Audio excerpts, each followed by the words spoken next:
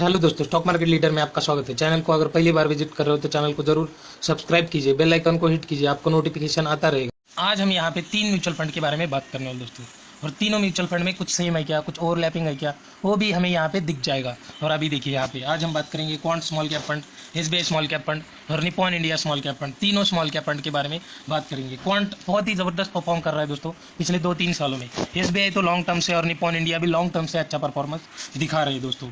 और अभी देखिए तीनों के तीनों देखिए यहाँ पे इसका क्वांट का 5 स्टार रेटिंग है, एसबीआई 3 स्टार और निप्पॉन इंडिया 4 स्टार।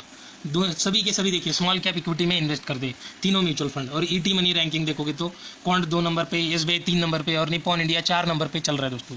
तो क्वांट सबसे ज़्यादा रिटर्न दे रहा है शॉर्ट टर्म में दोस्तों। ये शॉर्ट टर्म से यहाँ पे इन्होंने रेटिंग दी है। अदरवाइज आप लॉन्ग टर्म चेक करोगे तो निप्पॉन इंडिया, एसबीआई और बाद में क्वांट आएगा दोस्तों, तो उल्टा हो जाएगा पूरा। मगर शॉर्ट टर्म में देखोगे तो क्वांट अच्छा काम कर रहा है, एसबीआई उससे अच्छा, एसबीआई थोड़ा सा कम और यहाँ पे निप्पॉन इंडिया इन दोनों से और भी थोड़ा परफॉर्मेंस वीक है। मगर लॉन्ग टर्म जाओगे तो उल्टा आएगा दोस्तों। निप्पॉन इंडिया का बहुत ही ज़बरदस्त परफॉर्मेंस है, एसबीआई का भी अच्छा है, और क्वांट का देखोगे तो बहुत ही वीक परफॉर्मेंस है लॉन्ग टर्म में। और तीनों सेम टाइम स्टार्ट हो चुके हैं और तीनों के रिटर्न अलग अलग है दोस्तों।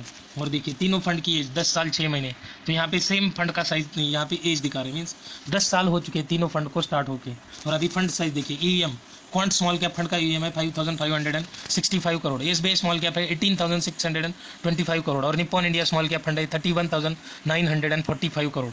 तो आप देखिए निप्पॉन इंडिया के पास बहुत ज़्यादा ईएम है और इन्होंने अच्छे से मैनेज भी किया अपना फंड, तो ये अच्छे रिटर्न भी बना रहे दोस्तों। तो आगे देखिए और तीनों के रिटर्न देखिए, शॉर्ट टर्म के और लॉन्ग टर्म के, आपको पता चलेगा। यहाँ पे 5 साल का ही डेटा है, मगर 10 साल का भी दिखाऊंगा आपको। 10 साल से कौन सा फंड कैसा परफॉर्म कर रहा है वो भी आपको पता चलेगा। अभी देखिए पिछले 3 महीने में देखोगे तो यहाँ पे क्वांट दे रहा है 13.9%, एसबीआई दे रहा है 12.9% और निप्पॉन इंडिया दे रहा है 18.83%। तो निप्पॉन इंडिया 3 महीने में अच्छा परफॉर्म कर रहा है। 6 महीने में भी निप्पॉन इंडिया का परफॉर्मेंस बहुत ही ज़बरदस्त है। एक साल में देखिए अभी क्वांट स्मॉल कैप फंड 39.79, तो लगभग 40% के आसपास। एसबीआई दे रहा है 26.95 और अभी निप्पॉन इंडिया दे रहा है 39.38%। तो क्वांट और निप्पॉन इंडिया लगभग सेम रिटर्न है एक साल में। 3 साल में देखिए 57.5%, 37.27 और 48% के रिटर्न दे रहा है दोस्तों निप्पॉन इंडिया। तो 3 साल में देखोगे तो क्वांट का बहुत ही ज़बरदस्त परफॉर्मेंस है। 5 साल में देखिए क्वांट दे रहा है 27%, एसबीआई दे रहा है 21% और निप्पॉन इंडिया दे रहा है 23%। तो 5 साल में भी ज़बरदस्त परफॉर्मेंस है क्वांट का। तो पिछले 3 और 5 साल में क्वांट का अच्छा परफॉर्मेंस है, मगर जैसे ही आप लॉन्ग टर्म 10 साल में घुसोगे क्वांट का परफॉर्मेंस बहुत ही खराब हो जाएगा दोस्तों। और यहाँ पे निप्पॉन और एसबीआई ने बहुत ही ज़बरदस्त दिखाया। तो आगे मैं इनके बारे में डिटेल में एक एक के बारे में दिखाऊंगा, तब आपको लॉन्ग टर्म के रिटर्न पता चलेंगे। और अभी देखिए तीनों के सेक्टर देखिए, टॉप 3 सेक्टर्स, तो सेक्टर तो वही रहेंगे, बस थोड़ा सा ऊपर नीचे इन्वेस्टमेंट अलग अलग सेक्टर में अलग अलग परसेंटेज में रहती है। तो अभी देखिए क्वांट स्मॉल कैप में टॉप 3 है फाइनेंशियल, एनर्जी और सर्विसेज। तो उन्होंने कितना परसेंट अपने ईएम का इन्वेस्ट किया है वो भी दिखाया यहाँ पे। अभी एसबीआई में देखिए सर्विसेज में ज़्यादा लगा है, कंज्यूमर और कैपिटल गुड्स में। तो यहाँ पे फाइनेंशियल थोड़ा दूर है और एनर्जी भी। और अभी निप्पॉन इंडिया देखिए कैपिटल गुड्स, फाइनेंशियल और केमिकल, तो इनका भी अलग है। टॉप 3 तीनों के देखोगे तो तीनों में थोड़ा थोड़ा सा डिफरेंस है। आप देखिए यहाँ पे फाइनेंशियल 1 नंबर है, यहाँ पे फाइनेंशियल 2 नंबर है, सर्विसेज 3 नंबर पे है, एसबीआई में सर्विसेज 1 नंबर पे है।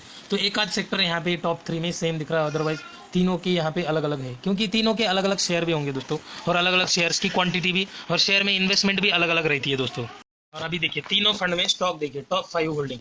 तो क्वांट स्मॉल कैप में रिलायंस इंडस्ट्री, मार्केट की दिग्गज कंपनी, स्मॉल कैप फंड है दोस्तों, और लार्ज कैप में इन्वेस्ट किया इन्होंने reserve bank of India, Bikaji foods और उषा मार्टिन में इन्होंने इन्वेस्ट किया है। नेक्स्ट देखिए अभी SBI small cap fund, Nifty 50, blue star, Carborundum universal, CMS info system और इल्गी इक्विपमेंट।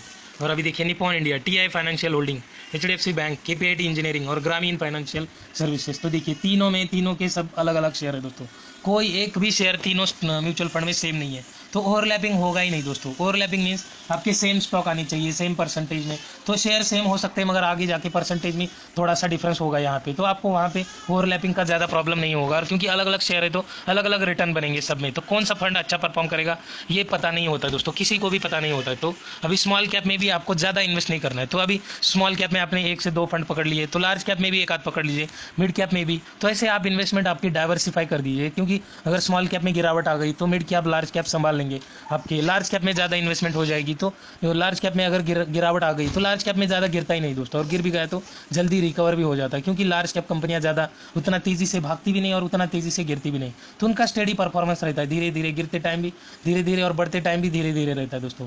तो लार्ज कैप एक सेफ इन्वेस्टमेंट रहती है, मगर आप लॉन्ग टर्म इन्वेस्टर हो तो आपको यहाँ पे रिस्क लेना ही चाहिए दोस्तों, क्योंकि लॉन्ग टर्म में यहाँ पे लॉस नहीं होगा आपको। स्मॉल कैप में ग्रोथ के चांसेस ज़्यादा होते हैं दोस्तों, इसीलिए स्मॉल कैप आपको बता रहा हूँ। अदरवाइज आप large cap small cap return compare कीजिए, आपको खुद ही पता चलेगा यहाँ पे। और अभी देखिए यहाँ पे एक एक फंड के बारे में डिटेल में देखेंगे हम। क्वांट स्मॉल कैप फंड, इसका ये भी चल रहा है 173 रुपीज़ का, और लॉन्ग टर्म के रिटर्न देखिए 16.7%। तो ये हर साल की CAGR रिटर्न है दोस्तों 16%। तो लॉन्ग टर्म में जैसे ही जाओगे आप तो बहुत ही खराब रिटर्न हो रहा है यहाँ पे। और फंड की डिटेल तो आपने देख ली है, 5 स्टार रेटिंग है, एक्सपेंस रेशो 0.62%, एग्जिट लोड 1%, और EMI 5565 करोड़। तो ठीक ठाक EMI। फंड का एज तो आपने देख लिया, 10 साल कंप्लीट कर चुका है, और यहाँ पे आप मिनिमम 1000 रुपीज़ से SIP और 5000 लमसम लगा सकते हो। और अभी देखिए लास्ट मंथ इन्होंने क्या बाय किया, HDFC bank, Reliance industry, Hague limited, strides और ग्राफाइट इंडिया में इन्होंने बाइंग किए। तो सेल क्या किया, RBL बैंक पूरा सेल कर दिया दोस्तों, प्रीकॉल थोड़ा सेल कर दिया, IDFC लिमिटेड पूरा सेल कर दिया, द्यूगी टॉर्क ट्रांसफर इसको भी, औरोबिंदो फार्मा पूरा जीरो कर दिया दोस्तों इन्होंने, तो प्रॉफिट बुकिंग कर ली। और अभी देखिए इनकी पोर्टफोलियो में लगभग 71 स्टॉक्स है दोस्तों, और उसमें से टॉप 10 में इन्होंने 37% लगाया, टॉप 5 में 25%, और टॉप 3 में ही लगभग 19.4% लगाया। और अभी देखिए SBI स्मॉल कैप फंड, तो यहाँ पे देखिए इसका भी चल रहा है 140 रुपीज़ का, और इसके रिटर्न देखिए 25.46%। तो पर एनम CAGR रिटर्न है दोस्तों, ये हर साल 25% के रिटर्न दे रहा है दोस्तों अपने इन्वेस्टर को। तो क्वांट से बहुत बेहतर रिटर्न दे रहा है, 16% और 25%, लगभग 9% का डिफरेंस है दोस्तों लॉन्ग टर्म में। और 10 साल में अगर 9% का डिफरेंस, तो यहाँ पे बहुत बड़ी वेल्थ डिफरेंस आ सकती है दोस्तों। यहाँ पे सेम प्राइस की अगर आपने SIP स्टार्ट कर दी तो यहाँ पे SBI में बहुत ज़्यादा अमाउंट क्रिएट होगी, बन जाएगी आपकी वेल्थ। और अभी वहाँ पे चेक करोगे क्वांट में तो बहुत कम वहाँ पे आपको रिटर्न मिलेंगे। और अभी देखिए इसके रिटर्न स्कीम की डिटेल देखिए भी, यहाँ पे 3 star rating, expense ratio 0.7, exit load 1%, और EVM देखिए ज़बरदस्त EVM है, 18,600 करोड़ का EVM है, ज़बरदस्त EVM है 18,600 करोड़ का, और इसको भी 10 साल कंप्लीट हो चुके हैं। और यहाँ पे आप 500 रुपीज़ से SIP स्टार्ट कर सकते हो दोस्तों। और लमसम आप देखिए यहाँ पे इन्होंने दिखाया नहीं, तो आप यहाँ पे 500 से लमसम भी लगा सकते हो, तो यहाँ पे आप लमसम अपने हिसाब से लगा सकते हो।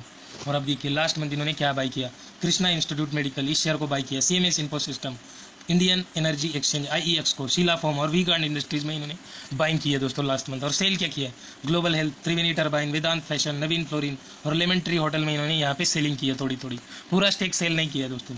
और इनके पोर्टफोलियो में लगभग 57 स्टॉक है, उसमें से टॉप 10 में 32% लगाया अपने EVM का, टॉप 5 में 20%, और टॉप 3 में 14.2% लगाया अपने EVM का। और लास्ट देखिए अभी Nippon India small cap fund, इसका भी चल रहा है 122 रुपीज़ का, और अभी देखिए यहाँ पे इसके रिटर्न 25.7%।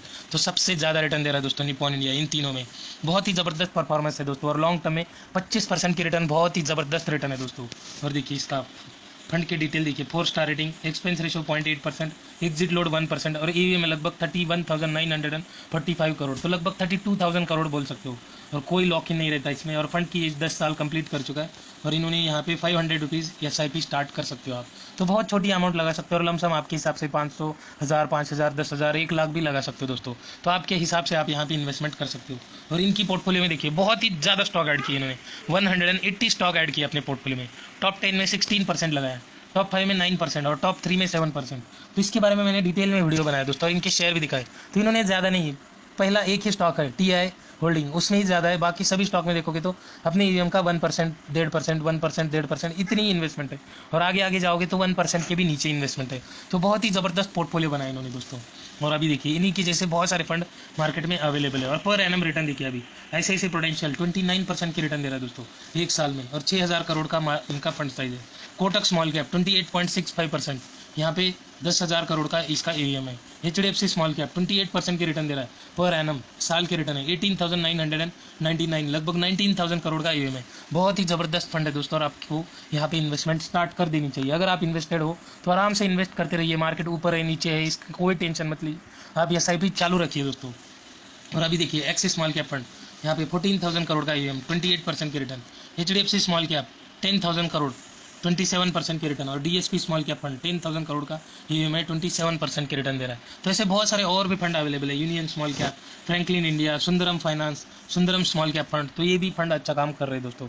तो बहुत सारे फंड मार्केट में है, तो आपको कौन से चूज़ करने हैं, तो आप रिटर्न देखिए, पोर्टफोलियो चेक कीजिए, और उसके बाद आप डिसीजन लीजिए कि आपको किस में SIP जारी रखनी है, किस में SIP आपने की है, जिस फंड में भी आपने इन्वेस्ट किया दोस्तों आराम से इन्वेस्ट कीजिए, 4-5 साल दीजिए उस फंड को, और आगे बाद में देखिए कि यार ये फंड अच्छे रिटर्न बना रहा है या नहीं बना रहा है। क्योंकि आप अगर टाइम ही नहीं दोगे, बस 2 साल 1 साल 6 महीने ऐसे रिटर्न चेक करते रहोगे तो आपको यहाँ पे रिटर्न मिलने वाले हैं नहीं दोस्तों। आप अगर स्विच करते रहोगे कंटिन्यूसली तो आपको किधर भी रिटर्न नहीं मिलेंगे। आप पेशेंस के साथ इसे एक में इन्वेस्ट कर रहे हो, एक में कीजिए, 2 लगाए 3 लगाए तो उसी में इन्वेस्ट करते रहिए।